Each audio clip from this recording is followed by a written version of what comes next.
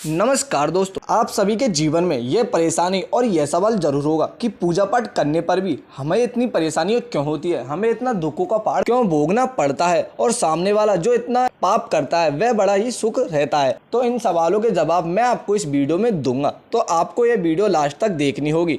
चलिए वीडियो को शुरू करते हैं। अगर सत्य के मार्ग में चलना है तो कदम रखते ही दो परिस्थितियां आती है, या तो इतनी अनुकूलता माया फेंक देगी कि आपका मार्ग रुक जाए, या प्रतिकूलता फेंक देगी। आपको किसी भी स्थिति में भयभीत नहीं होना है, कदम आगे बढ़ाते रहना है।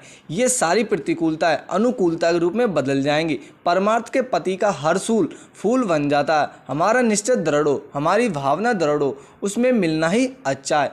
एक बात और, जैसे हम सतमार्ग में चल रहे हैं तो आप ये तो जानते हो कि सतमार्ग सत्य का मार्ग है, उसका परिणाम अमंगल कैसे हो सकता है। मंगल भवन प्रभु का नाम जपने वाला, मंगल भवन प्रभु के मार्ग में चलने वाला क्या अमंगल कैसे हो सकता है? भूल करके भी नहीं हो सकता। अगर अमंगल हो रहा है तो जो अमंगल हमारा जमा था उसको कुछ कम करके नष्ट किया जा रहा है। इसे हम एक उदाहरण के द्वारा समझ लेते हैं। एक बार एक ऋषि थे, ब्रह्म ऋषि, जो बाल्यावस्था से ही भजन परायण थे और यौवन अवस्था को प्राप्त हुए। वह अपने साथ शालिग्राम साथ रखते थे और विरक्त होकर भजन करते थे। एक दिन वो गंगा किनारे शालिग्राम सेवा के लिए स्नान किया और बैठे ही थे कि 90 लोग आकर के भाला लिए, लाठी लिए, मारो मारो, इसका जीवन पूरा हो गया, ऐसे पुकारते हुए उनकी तरफ आया।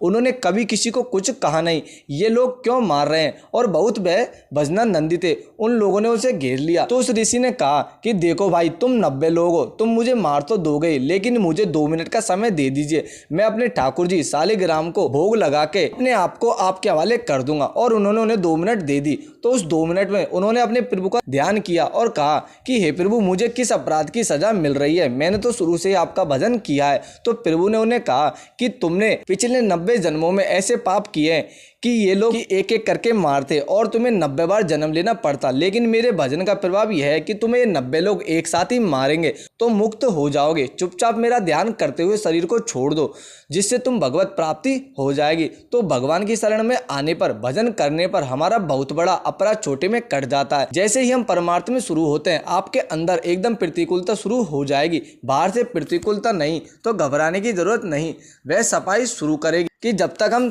कूड़े से सोना नहीं बन जाते। अब जन्म जन्मांतरों के पाप भरे हुए हैं तो प्रभु कृपा करके उनको निपटाते रहते हैं। तो घबराना नहीं है कि जब से सत्संग सुना है, जब से नाम जब शुरू किया है तो विपत्तियां आना शुरू हो गई है। वो आना नहीं, शुरू हो गई। नष्ट करने के लिए पहले से जमाती उन्हें हटाना शुरू कर रही है। घर के अंदर कोई आवे तो दिखाई देता है और जावे तो दिखाई देता है। तो ऐसे ही यह गेट है। अंतःकरण अनंत जन्मों के वो शुभ कर्म, जिनके लिए भगवान कहते हैं शुभ और अशुभ कर्म अवश्यम भोक्तम कर्तम कर्म शुभाशुभम, कि अच्छे और बुरे कर्म हमने किए हैं उन्हें हमें भोगना ही पड़ेगा, उन्हें किसी भी प्रकार काटा नहीं जा सकता। पर जो प्रभु की भक्ति करते हैं उनके पापों को वह बड़ी ही सरलता से, बहुत ही छोटे से निपटा देते हैं। इसलिए भगवान का भजन करते रहना चाहिए। भजन करते करते जल्दी ही आपके पापों को नष्ट कर दिया जाएगा और आपको सुख आनंद की अनुभूति होगी। तो यह थी एक नॉलेजरी वीडियो। अगर आपको वीडियो अच्छी लगी हो तो हमारे चैनल को लाइक शेयर और सब्सक्राइब जरूर कर दीजिएगा। मिलते हैं अगली नॉलेजरी वीडियो के साथ, तब तक के लिए धन्यवाद दोस्तों।